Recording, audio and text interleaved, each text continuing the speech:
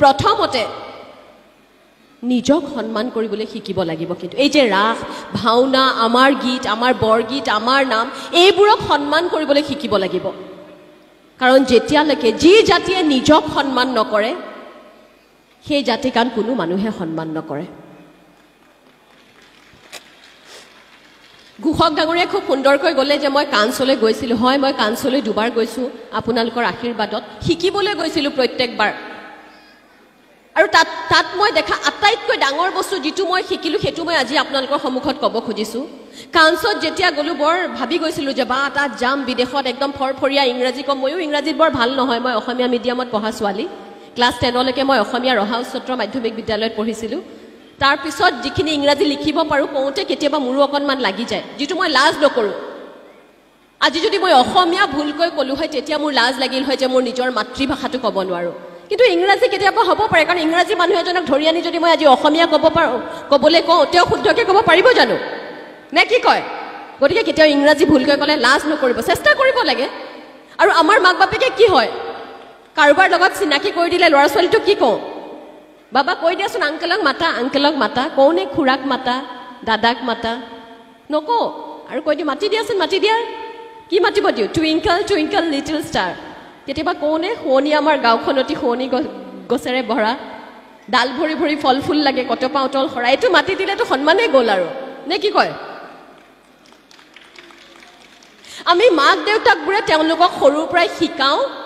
যে অসমীয়া দুজন ব্যক্তি লগ পালেও প্ৰথম দুআষাৰী যদি ইংৰাজীত কথা নাপাতা তোমালোকক কোনেও স্মাৰ্ট বুলি নকয় শিকাওঁনে নাই বাৰু কি প্ৰয়োজনত দুজন অসমীয়া মানুহ লগ পালে হাউ আৰ ইউ বুলি ক'ব লাগে কি দৰকাৰ থাকে হাউ আৰ ইউটো আমি অসমীয়া ভাষাটোৰে আপোনভাৱে কথা পাতিব নোৱাৰোঁনে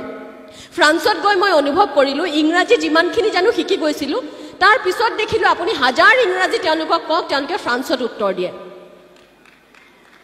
মই আচৰিত হৈ এজনক সুধিলোঁ যে ইয়াত সকলোৱে ইংৰাজী নাজানে নেকি তেওঁলোকে ক'লে নজনা নহয় কিন্তু তেওঁলোকে নকয় কাৰণ তেওঁলোকে বিচাৰে যে তোমালোকে যদি আমাৰ ঠাইত আহিছা এটা শব্দ হ'লেও আমাৰ ভাষা কোৱা শেষত মই কি কৰিলোঁ জানেনে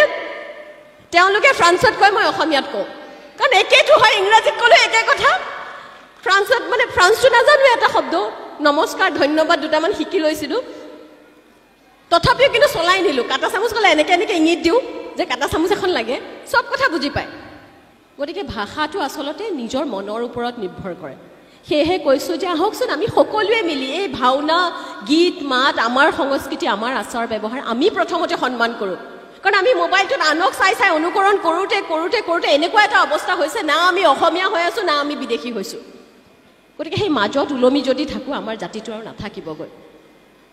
কেৱল মাত্ৰ ৰাসতে ৰাস চাম বুলি নহয় এই যে ৰাসৰ গানবোৰ আমি যদি ঘৰত আওৰাই থাকোঁ জ্যোতিপ্ৰসাদৰ গীত বিষ্ণু ৰাভাৰ গীত ভূপেন্দ্ৰ সংগীত এইবোৰ যদি ঘৰত আওৰাই থাকোঁ মোৰ তেনেকৈ মনত আছে মোৰ দেউতাই আগতে টোপনি যাওঁতে সদায় এইবোৰ গীত গাইছিল মোক কেতিয়াও মুখস্থ কৰোৱা হোৱা নাছিল আজি যদি অন্ততঃ সোধে মই নিশ্চয়কৈ এটা ঘোষা এটা পদ ভাওনাৰ এফাকি বচন কিবা হ'লেও মাতিব পাৰিম